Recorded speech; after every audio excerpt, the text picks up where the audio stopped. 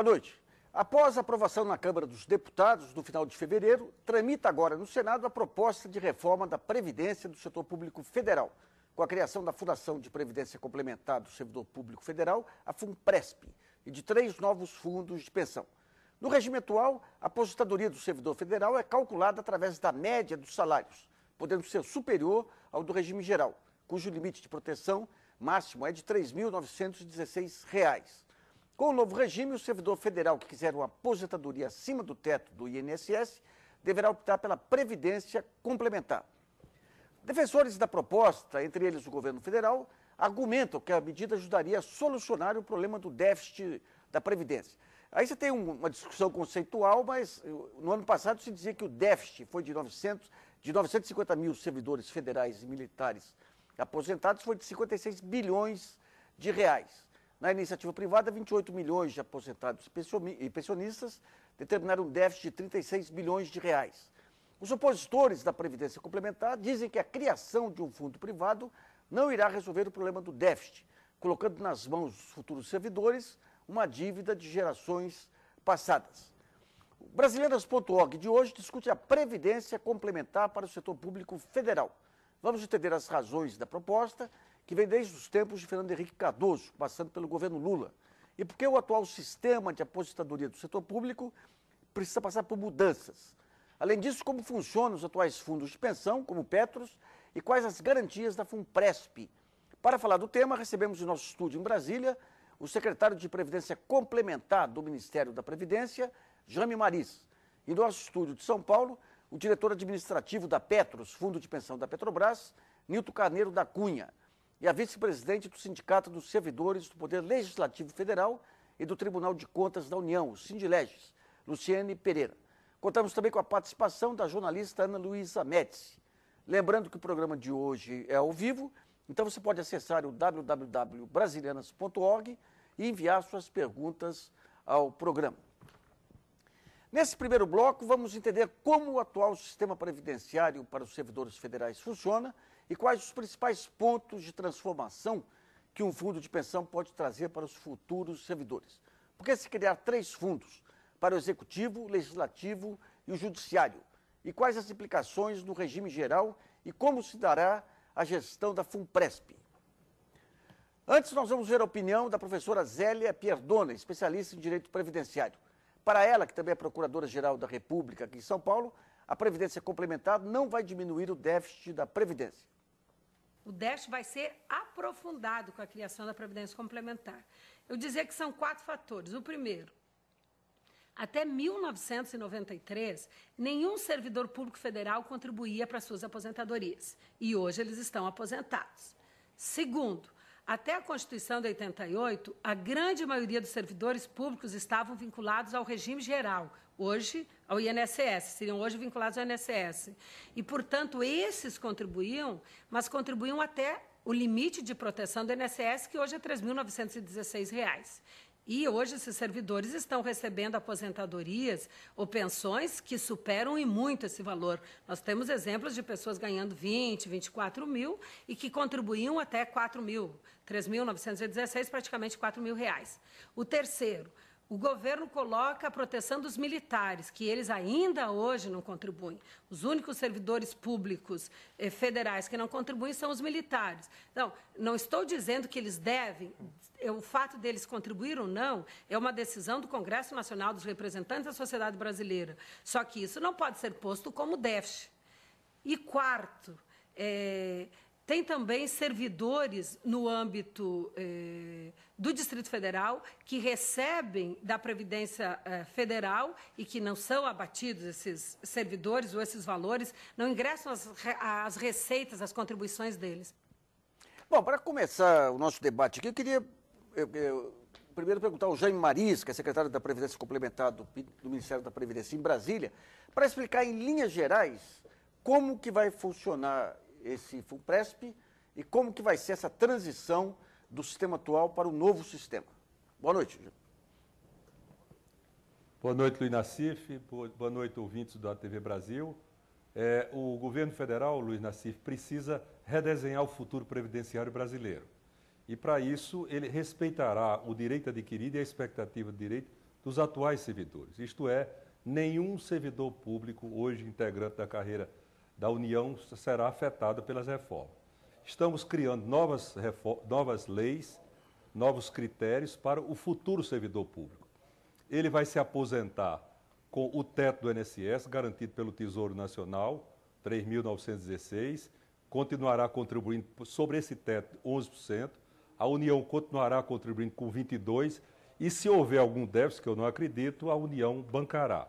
O que exceder o teto, esse 3.916, a União abrirá um fundo de pensão. Esse fundo de pensão, a exemplo dos outros fundos, do Banco do Brasil, da Petrobras, da Caixa Econômica, o servidor contribuirá com o que quiser e a União vai até 8,5% paritariamente. Todos os cálculos previdenciários e atuários foram feitos com o Ministério da Previdência, Ministério da Fazenda, e mostram que depois de 35 anos de capitalização, os futuros servidores públicos terão um benefício que, somado ao regime próprio, dará uma equivalência com o último salário dele da ativa. Então, é um regime que procura alterar as regras para o futuro servidor público, porque o modelo atual exauriu-se, o modelo de repartição está exaurido, porque o Brasil hoje tem praticamente a mesma quantidade de aposentados para a mesma quantidade de servidores ativos. O modelo de repartição para uma situação dessa é insustentável. Daí um déficit que, no ano de 2011, somente para os servidores da União, excluídos os militares e excluídos os funcionários do GDF, apresentou 36 bilhões de reais. Então, é no sentido de redesenhar esse futuro, fazer com que no futuro esse déficit seja zerado, é que nós estamos propondo essas alterações para que o Brasil possa ter um melhor futuro previdenciário. Doutor Jânio, uma dúvida que fica sempre. Quando se pega o sistema de capitalização, o pessoal que entra na capitalização fica garantido pela própria capitalização. No regime de repartição simples, que é o atual, a contribuição do pessoal de hoje garante o aposentado de ontem, quem se aposentou antes. Quando se faz a transição, como é que fica essa receita decorrente das contribuições pagas hoje, ou pagas a partir da entrada da lei pelos funcionários públicos? Bom, Nassif, a União terá um custo, terá um aumento de despesa devidamente quantificado durante exatamente esse período de transição. No período de transição, o futuro servidor que entrar, a União vai deixar de contar com os 11% dele sobre todo o seu salário e ainda vai contribuir com 8%. Então haverá um aumento de despesa, aumento esse quantificado que não preocupa nem com relação à lei de responsabilidade fiscal, nem com relação ao impacto fiscal no Tesouro, foi quantificado pelo próprio Tesouro Nacional. Entretanto, depois de 30 anos, depois de 35 anos, 40 anos, o Brasil deixará de ter esse custo adicional e começará, então, a entrar num círculo virtuoso, economizando quantias cada vez maiores, já que as aposentadorias futuras serão por conta do fundo, chegando a um patamar de 36 bilhões de reais a preço de 2011. Então, é esse o futuro que nós queremos, que a União tenha, no médio e no longo prazo, mais dinheiro para ser realocado em saúde, em segurança e principalmente em educação. Desonerar a União, não diminuindo os benefícios previdenciários do futuro servidor público. Certo. Essa é a proposta, trata-se de uma proposta de Estado, Nassif. É uma alteração de Estado, é uma proposta de Estado, não é de governo, não é de partido político. Estamos querendo redesenhar o futuro previdenciário do Brasil para que a próxima geração possa encontrar um sistema previdenciário equilibrado e que possamos também derrubar as taxas de juros na medida que o Brasil tenha um futuro de contas públicas muito melhores.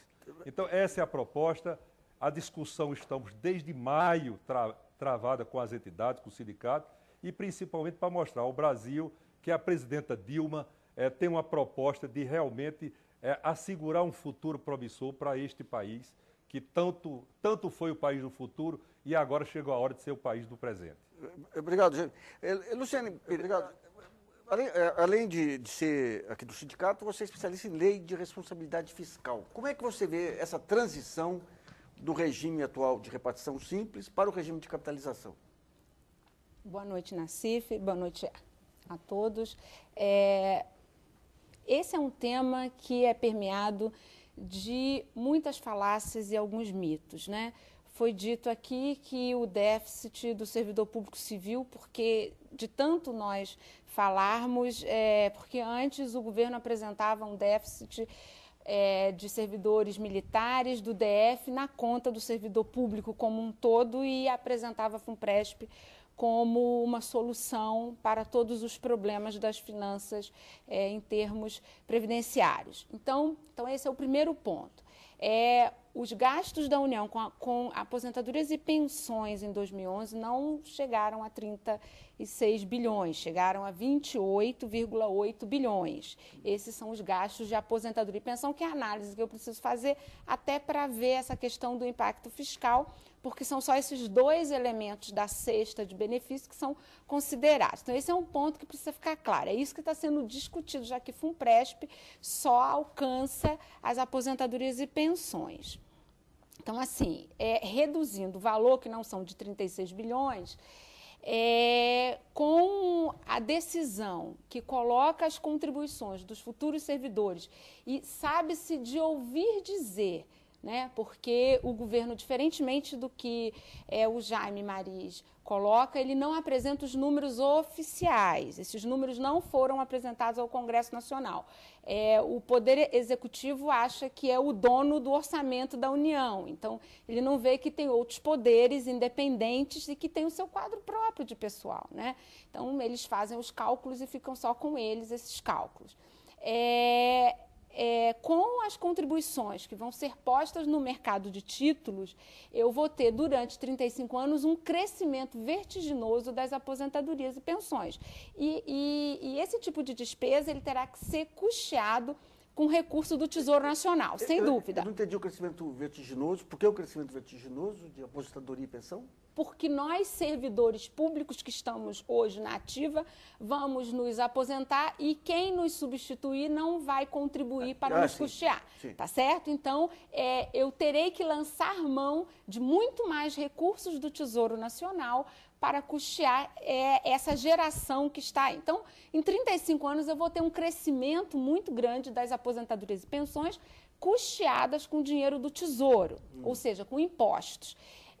Isso não tem só um impacto financeiro, uma decisão do Congresso Nacional de aumentar a carga tributária, que é inevitável, mas pode ser uma decisão. Você chegaram a estimar de quanto poderia ser? O governo não apresenta os dados, então eu não conheço o comportamento previdenciário dos servidores de cada poder e órgão.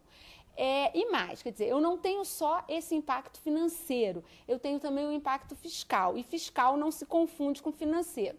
Fiscal, quando eu digo, é no limite da Lei de Responsabilidade Fiscal.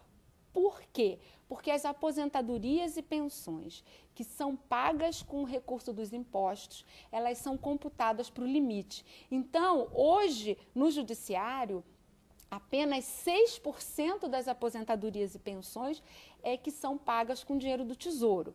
Com esse novo modelo, eu vou ter um crescimento vertiginoso. Então, hoje, o que é equilíbrio, em menos de 10 anos, eu vou ter um quadro de desequilíbrio muito grande. A Lei de Responsabilidade Fiscal, ela não foi concebida para incorporar esse custo de transição. Ela não foi. Eu teria que fazer uma reforma estruturante na Lei de Responsabilidade Fiscal, principalmente para os limites de pessoal do Legislativo e do Judiciário. Porque eu não tenho margem, eu não tenho gordura fiscal, eu não tenho margem no limite de pessoal para esses órgãos absorverem esse custo de transição, que é de 35 anos. A gente vai voltar de novo a essa transição aí, que eu acho que é o grande enigma do projeto, né? Eu queria ver com o Newton a questão dos fundos que vão ser criados aí. Quer dizer, hoje a indústria de fundos aí desempenha um papel central na parte de investimentos. Nos próximos anos aí vai ter toda um mercado novo aí com redução de Selic e tudo. Vocês chegaram a fazer algum estudo para tentar entender como que vai ser essa dinâmica de crescimento desses três fundos, não? Não, desses três fundos especificamente, primeiro boa noite, Nassif, boa noite a todos ouvinte, todos os ouvintes. Acho que esse debate, no momento, é o mais importante. Mas o que eu posso falar e contribuir um pouco nessa discussão é trazer o que nós discutimos sobre fundos, né? Hoje, a Petros foi um fundo criado em 1970. Quando foi criado, já tínhamos também empregados na ativa e já tínhamos empregados aposentados. Um pouco a semelhança do que está criado agora, ou que vai ser criado o plano previdenciário para os entes federais, né? Os 3 entes. Bom, primeiro, na criação do fundo, Nassif, acredito que se fosse um fundo único, os 3 fundos seria mais consistente fazer. Se a gente pegar dos 13 maiores fundos de pensão no mundo, só um é o que é o da GM, ele é particular. Os outros todos são da base de governo. Os maiores fundos do mundo começa primeiro pelo japonês, depois passa pela CalPERS nos Estados Unidos, que são fundos de pessoas que trabalham no Estado. Então, e são os maiores fundos hoje, que investem potencialmente no país. Então, eu acho que essa discussão é um pouco diferente da discussão que vocês estão levando. Eu acho que de fato, tem que levar essa discussão a saber. Agora, nós apoiamos o Instituto de Fundo de Pensão hoje no Brasil, ele representa apenas 17% do PIB. Enquanto nos maiores países, os países desenvolvidos, eles chegam a 100% ou mais do que 100% do PIB. Nilton, você falou dessa transição na Petrobras, do regime da aposentadoria, criação do fundo. Foi o fundo que absorveu os aposentados, não? Foi o fundo que, em 1970, a Petrobras já existia, já tinha vindo do Conselho Nacional do Petróleo, depois da Petrobras. Muitas pessoas já tinham aposentado e, a partir daí, a Petros assumiu o pagamento. Lógico que com uma parcela de posição colocada na época pela Petrobras. Mas a gente está falando de 1970, em que eu não tinha, tinha que ter um incentivo para os funcionários trabalharem na Petrobras, porque a dificuldade era bem grande. Eu trabalhava tinha pessoas no Brasil inteiro, na Amazônia, no sertão da Bahia, onde que precisava ter um incentivo. Então foi criado nesse sentido. Quando foi criado, já havia, né, nós já tínhamos aposentados. Tá. Eu vou voltar ao Jânio em Brasília. Jânio, essa dúvida aí sobre a transição, o custo da transição, de que maneira que está sendo estudada pelo governo o funding dessa transição? Olha, Nassif, com relação aos números que eu coloquei, 36 bilhões, hoje pela manhã nós tivemos um debate de 6 horas, audiência pública dentro do Congresso Nacional. Esses números foram colocados lá pelo Ministério da Fazenda e não foram questionados lá. Então, eu tenho absoluta convicção de que os números de 36 bilhões estão corretos, porque tem a grife e a subscrição do Ministério da Fazenda e do Tesouro Nacional. Agora, essa transição que a representante do sindicato se preocupa tanto, o Ministério da Fazenda já quantificou, isso será um crescimento, primeiro, vagaroso, até chegar a um teto máximo de 0,1% do PIB, o que dá 4 bilhões de reais. Ora, nós estamos falando em um déficit de 36 bilhões de reais. Esse FUNPRESP exatamente para atacar, no médio e longo prazo, esse déficit. Então, um aumento de despesa que chegará ao longo de 15 anos, chegará ao teto de 4 bilhões ano, então isso não assusta, está devidamente quantificado, de maneira que a lei de responsabilidade fiscal, segundo o Tesouro Nacional, não será afetada, nenhum ente, nenhum tribunal, nenhuma entidade será afetada do que diz respeito à lei de responsabilidade fiscal. E o que é melhor, Luiz Nassif, é que estamos vendo que 15 estados brasileiros já se manifestam interesse de fazer leis semelhantes a exemplo do estado de São Paulo. Porque o déficit previdenciário brasileiro, Luiz Nassif, chega à estratosfera de 150 bilhões de reais ano, na hora que se junta todos os déficits. O déficit do servidor público, dos militares, do regime geral, que é o do INSS, dos estados e dos municípios. Então, a ideia é que nós venhamos a redesenhar esse futuro previdenciário, não somente da União, mas também dos estados e municípios. É uma tarefa da sociedade, é uma tarefa desta geração, querendo preparar o Brasil para a próxima geração. É um projeto de Estado, não é de governo, nem é de partido político.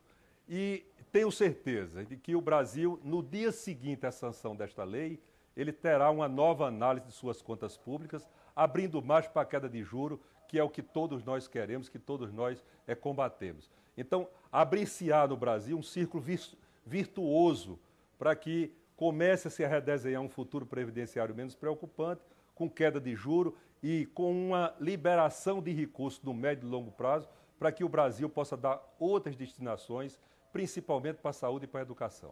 Bom, a repórter Ana Luísa Médici tem perguntas enviadas por telespectadores. Lembrando que o programa de hoje é ao vivo e você pode participar pelo site www.brasilianas.org. Ana. Bom, a pergunta é de André Felipe Silva, de Brasília, e ele pergunta para a Luciene, mas fica aberto para qualquer um dos participantes. Gostaria de saber se procede a informação de que boa parte do déficit no pagamento de aposentadorias do serviço público são originários das aposentadorias militares e dos funcionários do Distrito Federal. Por que ambas as categorias não estão incluídas na reforma? Então, o número de aposentadorias e pensões que a gente consegue extrair do demonstrativo que integra um relatório constitucional que é feito pelo Ministério da Fazenda, mais especificamente pela Secretaria do Tesouro, ele aponta 52 bilhões. Né? Os outros 1 bi e 700, na verdade, são outros benefícios previdenciários, e o número que está lá oficialmente, está na página do Tesouro, e isso faz parte do meu trabalho diário, seja na academia, seja no tribunal, é de 52 bi. Desse montante, 20 bi é referente à aposentadoria de militares, que tem regras específicas e não são regidos pelo artigo 40. Por isso, embora eu tenha uma avaliação crítica a não se ter nenhuma reforma para o militar, a solução, eu mesma disse para os deputados, que não seria incluí-los nesse projeto, porque seria inconstitucional, com muita facilidade seria declarado. A questão do Distrito Federal é uma questão sui generis, muito específica, e que tem algumas aberrações que não dependem de lei. Eu não sei por que o governo federal recolhe as contribuições dos servidores do DF, que são pagos pela União, ao Distrito Federal. Então, a União fica com a pior da parte, que é a parte de pagar. E as contribuições vão para o DF. Então, o DF não paga e ainda recebe a contribuição do servidor. É uma boa conta, hein? O gasto que a União teve com aposentadorias e pensões dos servidores do DF em 2011 foi da ordem de 3,4 bilhões. Isso é a metade da receita corrente líquida, eu poderia apostar, do estado de Sergipe de um ano inteiro. É muito dinheiro, né? Bom, nós vamos fazer um intervalo e voltamos daqui a pouquinho. Voltamos com Brasilianas.org, que hoje discute a previdência complementar para os servidores públicos. Recebemos no nosso estúdio em Brasília o secretário de Previdência Complementar do Ministério da Previdência, Jaime Maris. E no nosso estúdio em São Paulo, o diretor administrativo da Petros, Fundo de Pensão da Petrobras, Nilton Carneiro da Cunha, e a vice-presidente do Sindicato dos Servidores do Poder Legislativo Federal e do Tribunal de Contas da União, Sindileges, Luciane Pereira. De acordo com o Ministério da Fazenda, o fundo, que deverá ser o maior do país, gerará aumento de despesas para o governo até 2030. A desaceleração virá a partir de 2040, quando o governo espera que a economia com fundo seja de 28 bilhões de reais por ano. Os críticos ao novo projeto dizem que com a FUNPRESP não haverá garantias para receber a aposentadoria.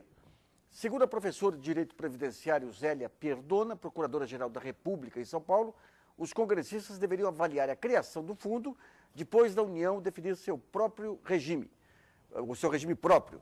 Vamos ver o que ela disse.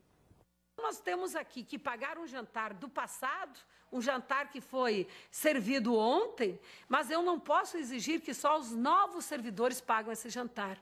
Nós vamos ter que fazer uma forma de rateio que todos paguem esse jantar junto. E por isso que eu tenho defendido que, em primeiro lugar, a União organize seu regime próprio. Organizando seu regime próprio, dizendo, olha, as graciosidades, as generosidades concedidas até então, isso nós vamos ter que pagar a conta, não tem como. A partir de agora, nós temos um sistema que é bem mais justo. Então, será que eu tenho que criar esse sistema? Eu tenho defendido que poderá ser criado, mas só depois de da transparência necessária que a organização do regime próprio vai permitir aos deputados e senadores a avaliação da criação ou não da Previdência Complementar. Bom, vamos tentar entender um pouquinho com o Nilton como que funciona hoje, como que funciona a governança nos fundos de pensão de estatais. Ô, Nilton, como que é o sistema hoje aí que garante, digamos, transparência e controle por parte aí dos participantes do fundo? Então, Nassif, a partir de 2001, as novas leis complementares que regeram e regulam os fundos de pensão, eles determinaram a paridade nos fundos estatais. O que seja, o controle tem que ter 3 indicados pela patrocinadora e 3 eleitos pelos participantes. Então, os participantes passam a ter, de fato, a partir de 2001, com a lei. Antes disso, apenas alguns fundos tinham o caso era da Previ, mas não tinha essa governança. Então, hoje tem essa governança. No Conselho Deliberativo, 3-3. No Conselho Fiscal, 2-2, sendo que o voto de Minerva no Conselho Fiscal pertence aos participantes. E no Conselho Deliberativo, o voto de Minerva pertence à patrocinadora. Mas a partir desse momento, essa lei que rege agora os fundos de pensão, eu acho que acabou com muitos problemas que a gente tinha no passado, né? Que a partir disso daí, tirou os fundos de pensão das páginas policiais para as páginas hoje das melhores governanças e das melhores práticas e hoje, inclusive, de investimentos, né? Então, passamos. E essa lei também, no mundo, a lei complementar aqui no Brasil é uma das mais atualizadas. Certamente no Brasil não aconteceria e não vai acontecer, porque a legislação não permite, casos como aconteceu nos Estados Unidos com o caso Enron, né, em que o fundo de pensão virou pó porque não tinha uma legislação adequada. Isso aqui hoje já não acontece mais. Vamos voltar para Brasília com o Jaime Marisca, secretário da Previdência Complementar.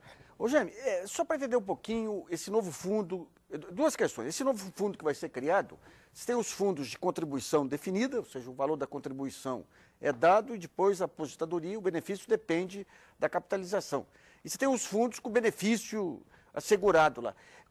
Qual vai ser a natureza desses fundos que vão ser criados? Primeiro ponto. E o segundo, em relação ao que foi colocado pela procuradora Zélia, quais os pontos que precisam ser esclarecidos aí no regime da União para a criação desses fundos, para dar garantia para esses fundos? Olha, Nassif, o que nós estamos falando é uma regulamentação da emenda constitucional 41. Então, toda essa discussão, eu acredito que já está vencida na medida em que há uma corrente majoritária do entendimento jurídico isso trata-se de um comando constitucional. E neste comando constitucional consta lá que o plano é de contribuição definida, onde eu estabeleço a contribuição e o benefício vai ser decorrente daquele valor acumulado, daquele valor poupado. Todos os cálculos atuariais feitos pelo Ministério da Previdência, juntamente com o Ministério da Fazenda, Ministério do Planejamento e Casa Civil, todos os estudos foram feitos a 4 mãos, mostravam que depois de 35 anos de acumulação, é possível, diante de premissas conservadoras, o futuro servidor público ter um benefício até melhor do que o último salário dele da ativa. Se ele demorar mais tempo do que 35, ele poderá ter um benefício melhor ainda. Agora, se ele demorar menos tempo, ele poderá ter perdas, né? Agora, contribuição definida é um comando constitucional que está na nossa Constituição e que ele é imune a déficits previdenciários e atuariais que nós estamos tanto acostumados a tomar conhecimento. Então, nós estamos redesenhando o futuro previdenciário. Uma coisa que o doutor Nilton Carneiro colocou aí muito bem, eu que queria ressaltar, o mundo inteiro já aposenta, a grande parte do mundo, já aposenta seus funcionários públicos através de fundo de pensão. Dos 12 maiores fundos de pensão do mundo, 11 são de servidores públicos. Então, parece que o Brasil agora tomando conhecimento e tomando consciência que seu sistema de repartição já não é mais adequado para aposentar seus funcionários públicos, o sistema está exaurido, então ele está aderindo ao que o mundo inteiro já pratica. Né? Com relação ao que a doutora Zélia Pierdona falou, né, com todo o respeito que ela merece, as coisas não são obrigatoriamente na ordem que ela defende. A União também vai criar seu regime próprio, através de capitalização, mas não obrigatoriamente teria que ser antes. Isso deverá ser a etapa posterior à aprovação do FUNPRESP. Certo. Luciano, no primeiro bloco a gente falou mais de impacto fiscal e tudo mais. Nós estamos falando agora aqui das dúvidas em relação aos servidores. Quais são os pontos críticos que você aponta nesse modelo? O primeiro aspecto, eu concordo com a Zélia Pierdona, no sentido de que a União ela precisa primeiro organizar o seu regime próprio, senão eu complemento uma desorganização. A chance de dar muito errado é enorme. Quais são os pontos de organização desse regime próprio? A União não regulamentou o regime próprio. Então, eu tenho hoje uma norma geral, mas eu não tenho regras com uma unidade gestora única. Hoje, cada poder aposenta os seus servidores. Enfim, você tem que ter regras que estabeleça esse funcionamento desse regime próprio, como eu tenho regras que estabelecem o funcionamento do regime geral. Qual é a diferença? O regime geral, ele é regido por uma única lei. O regime geral é aquele... O INSS. INSS. Não é? Ele tem a unicidade legislativa e operacional. Então, não importa se o empregado está no Rio de Janeiro, em São Paulo, enfim. No regime próprio, nós estamos numa federação. Então, eu tenho entes da federação autônomos, cada um criar os seus institutos de pensão dentro da administração pública. E a União não fez absolutamente nada. Então, nós estamos na bagunça nacional. E essa bagunça nacional que se quer complementar a partir de uma lógica em que eu não olho para os benefícios e quero fixar um padrão de financiamento, em que a União hoje contribui para um ministro do Supremo, que ganha o teto, né? 26.723, a União contribui com R$ 5.800. Com a FUNPRESP, a União vai contribuir para o regime próprio, que é o que equivale ao INSS no setor público, com apenas R$ 861.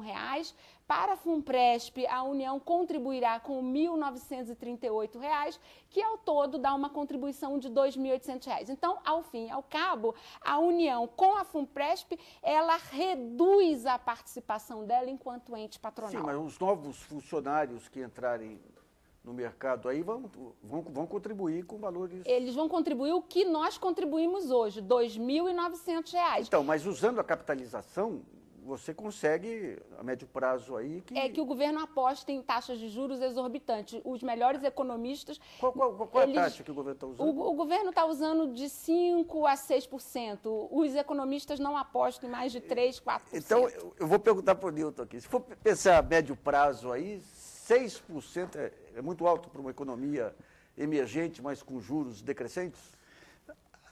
Pode ser considerado.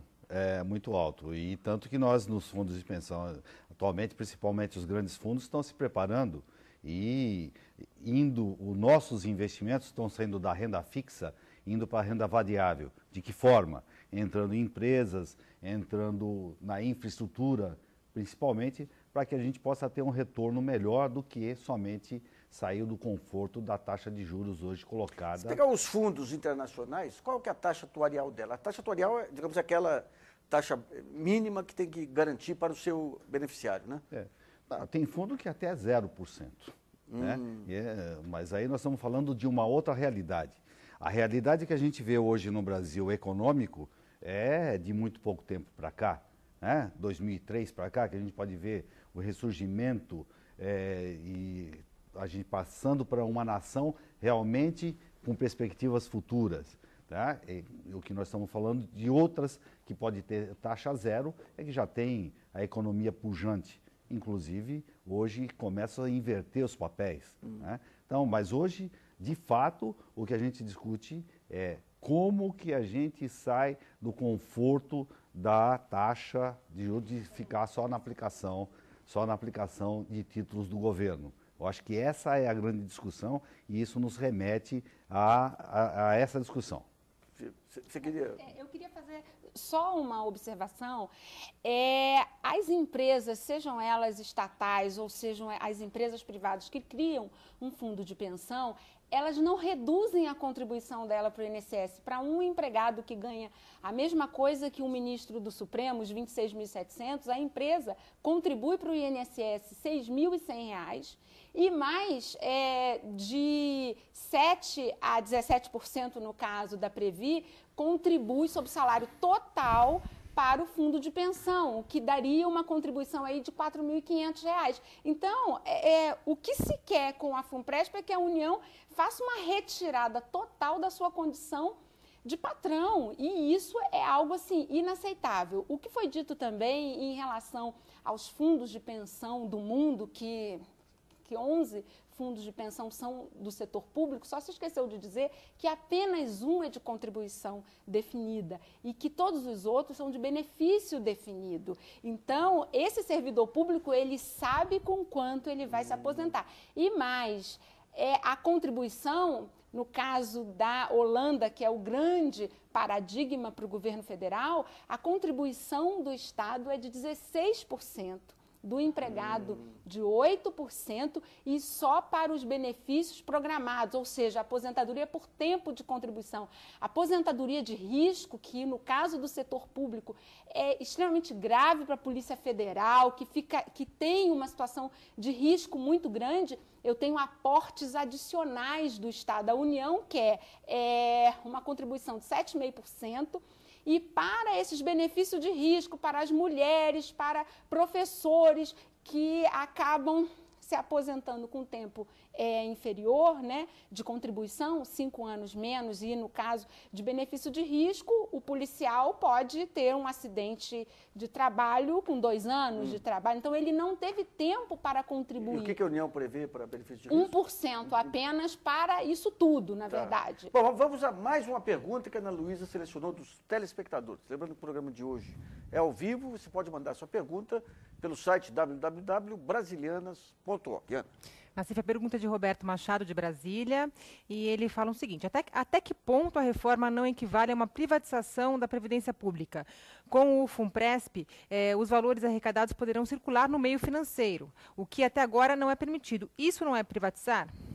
Mas você tem alguma queixa aí da privatização para isso especificamente? Não tenho queixa. Inclusive a gente participa, não vou falar de privatização, mas principalmente de concessão. Hoje nós participamos das concessões, acabamos de ganhar a concessão aqui do aeroporto de Guarulhos, é uma concessão. Temos concessão em rodovias. Então, essa é uma parte e eu acho que nós podemos colaborar como fundo de pensão, podemos estar colaborando com a questão de infraestrutura. Uma outra questão da infraestrutura em que nós estamos preparados então, é na questão do pré-sal e ajudar a questão do pré-sal. Mas a oportunidade de investimento não vai faltar. Não vai faltar. Nesse país, com o advento do pré-sal, oportunidades de investimento não faltarão nesse país. Bom, vamos a mais um intervalo e brasilianas.org volta já. Voltamos com brasilianas.org sobre a Previdência Complementar para os servidores públicos. Recebemos em nosso estúdio o secretário da Previdência Complementar do Ministério da Previdência, Jaime Maris, o diretor administrativo da Petros, Fundo de Pensão da Petrobras, Nilton Carneiro da Cunha, e a vice-presidente do Sindicato dos Servidores do Poder Legislativo Federal e do Tribunal de Contas da União, Luciene Pereira.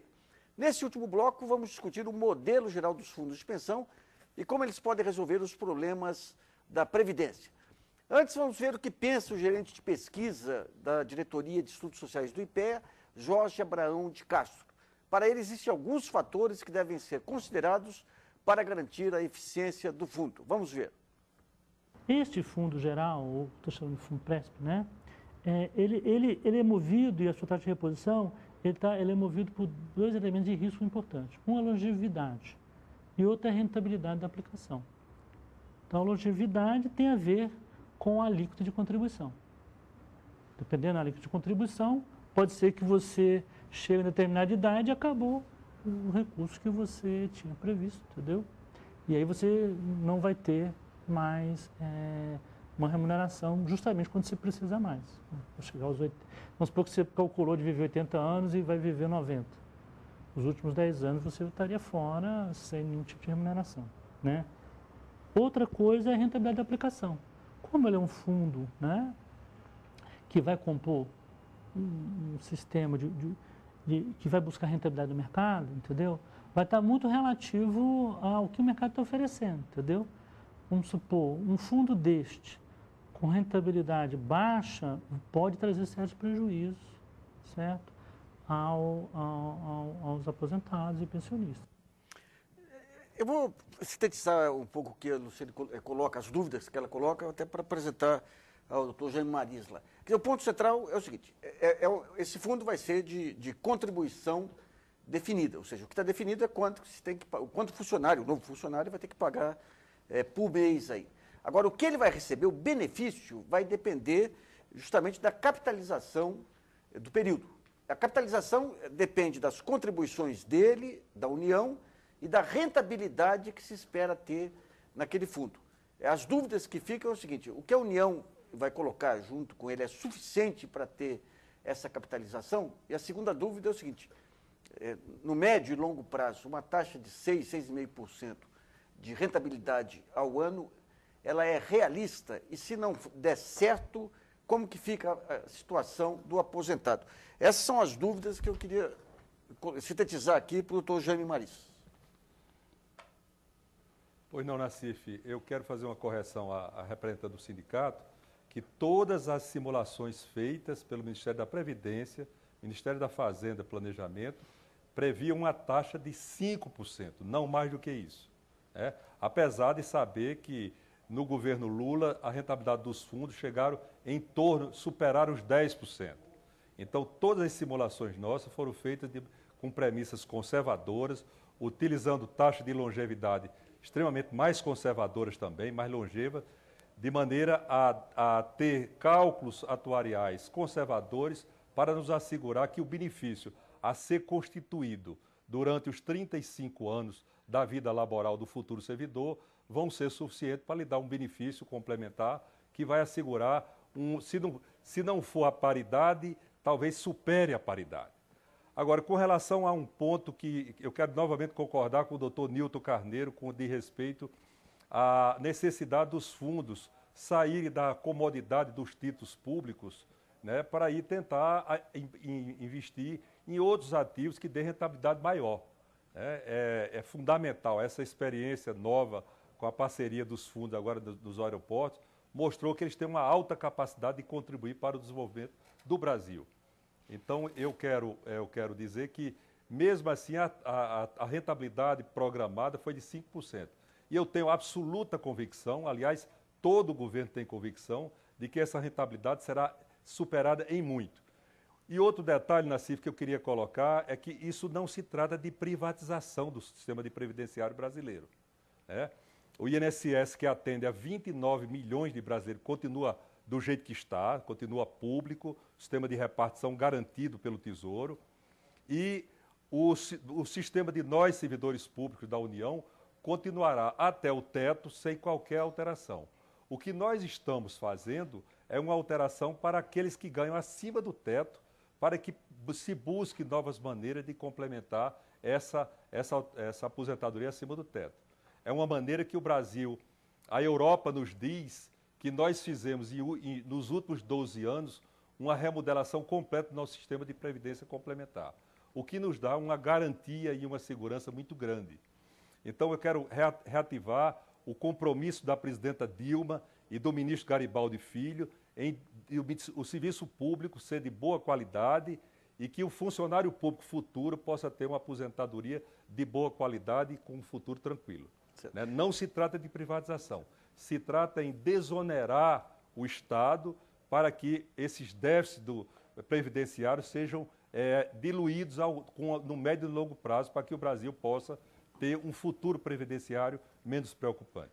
Eu vou perguntar para a Luciene, com respeito a esse conceito de privatização, essa questão, digamos o seguinte, você tem o serviço público, ele fiscaliza empresas, algo que a gente comentava um pouquinho, você comentava um pouco no intervalo. E, ao fiscalizar empresas, ele pode impor multas ou condenações, se for o judiciário, ou leis, se for o legislativo, que podem impactar o resultado de empresa. Se o fundo investir na empresa, você acha que dá para caracterizar conflito de interesse? Eu acho, eu não tenho dúvida, eu tenho certeza que isso é uma questão e por isso a natureza dessa previdência complementar, porque eu não estou fazendo um debate ideológico se o setor público precisa ou não de previdência complementar. Como posto, né, está claro que a natureza é pública e o que o governo quer para se aproximar ao setor privado, né, que apenas os concursos públicos, as licitações e as publicações sejam considerados como natureza pública. Ora, isso se exige da Petrobras, que é uma entidade de direito privado. Então, ele quer criar uma fundação de natureza privada para operar no mercado à semelhança de entidades que exploram atividade econômica. Isso, obviamente, nós vamos travar uma enorme batalha no judiciário, porque a jurisprudência do Supremo, as decisões do Supremo, são no sentido de que a natureza tem que ser pública. E o que é natureza pública? Hoje, o juiz Guilherme Feliciano estava dizendo nessa audiência pública que nós participamos. Natureza pública é responsabilidade. Então, se aplicar os recursos numa empresa e se houver alguma imprudência do gestor, a responsabilidade é da União. Ela tem que responder por isso, porque eu estou lidando com o setor público, com servidores que precisam atuar não em nome do governo, mas em nome do Estado, na defesa do Estado. Então, isso para as carreiras típicas, né? Para a Polícia Federal, para a Receita Federal. Imagina um auditor da Receita Federal aplicando multa numa empresa onde tem ações significativas do fundo de pensão. Ele, obviamente, vai pensar duas vezes, porque ele pode ser diretamente afetado. Imagina um juiz dando uma decisão que condene essa empresa e que isso pode alterar as aplicações. Então, assim, querer simplificar as soluções para uma questão complexa, em que eu preciso fazer análise histórica, eu acho que tem só um outro ponto que eu queria colocar, assim, se o governo quisesse realmente capitalizar e fazer investimento, por que a gente não organiza o regime próprio, separa as massas, porque eles dizem que garantem o direito adquirido, separa as massas desses servidores que aí estão e para os novos capitalizam 33%, que teremos uma poupança muito maior. Bom, estamos chegando no final aqui, uma outra pergunta selecionada pela repórter Ana Luísa Médici. Uma pergunta de Claudemir Faustino dos Santos, de Recife, né, Pernambuco. Ele diz o seguinte: sou funcionário ele é funcionário dos Correios e antes tínhamos uma previdência complementar, o Postales. E do nada foi extinta o Postales e criado o Postalprev. Com isso, os valores de contribuição aumentaram significativamente. Alguém sabe me dizer o que poderia ter ocorrido com o plano anterior? Alguém sabe dessa história? Sim, um pouco. O Postales era o que eles chamam de Postales era um plano BD. E a maioria das empresas... BD é benefício definido, desculpa. Tá. Mas é benefício definido. E a maioria das empresas, a Petrobras fez isso, o Banco do Brasil fez isso, o FUNCEF, os grandes fundos fizeram, todos os grandes fundos fizeram. Transformaram o benefício definido ou em contribuição definida, o que não é acertado, que nós discutimos, ou contribuição variável, que é o novo plano, acredito, não conheço a fundo o novo plano, mas deve ser de contribuição variável, ou uma contribuição definida, foi isso que aconteceu. Porque nós tínhamos aqueles problemas de grandes déficits nos fundos, quando foram feitas as reformas de fato e transformando eles, estancando as saídas que tinha. Nós passamos por isso, a Previ passou por isso, o CEF. Bom, nós estamos chegando ao final. Eu queria passar a palavra ao Eugênio Mariz, em Brasília, para suas considerações finais, doutor Eugênio. Pois não, Nassif. Eu queria agradecer a oportunidade, Nassif, e, ao terminar, esclarecer uma questão que o pesquisador do IPEA colocou, a preocupação com relação ao final do benefício complementar, né? Exatamente para responder a essa preocupação, nós criamos um fundo de longevidade. Dentro do fundo maior, que tem o benefício programado, existe um fundo de longevidade de maneira que nenhum servidor, nenhum futuro servidor ficará sem a complementação até o último dia de sua vida. E a poupança constituída ao longo de sua vida laboral, se por acaso houver a morte antes de ser usada completamente por parte do funcionário, irá para o inventário. Além do mais, Nassif, o atual regime, se o servidor sair do serviço público depois de 10 anos, 15 anos, ele leva tão somente o tempo de contribuição. No novo regime, ele levará a poupança constituída para que ele faça a portabilidade e ele vá para o próximo fundo e continuar a sua poupança para continuar constituindo a sua complementação previdenciária. Então, eu quero terminar dizendo que o sistema atual exauriu-se pela característica da paridade praticamente entre servidores ativos e inativos. E a presidenta Dilma e o ministro Garibaldi estão querendo redesenhar esse futuro previdenciário para que a próxima geração não encontre as contas da Previdência piores ainda do que estão. E temos certeza que isso será feito e o Congresso Nacional atenderá esse convite. Bom, Brasilianas.org termina aqui. Agradeço a participação dos convidados, o secretário de Previdência Complementar do Ministério da Previdência, Jaime Maris, o diretor administrativo da Petros, Fundo de Pensão da Petrobras, Nilton Carneiro da Cunha, e a vice-presidente do Sindicato dos Servidores do Poder Legislativo Federal e do Tribunal de Contas da União, Luciene Pereira. E você que nos assiste, muito obrigado e não deixe de participar do nosso site, o www.brasilianas.org, mandando perguntas, trabalhos e vídeo. Esse espaço aqui também é seu. E nós voltamos na próxima segunda-feira, às 10 da noite, aqui na TV Brasil. Até lá!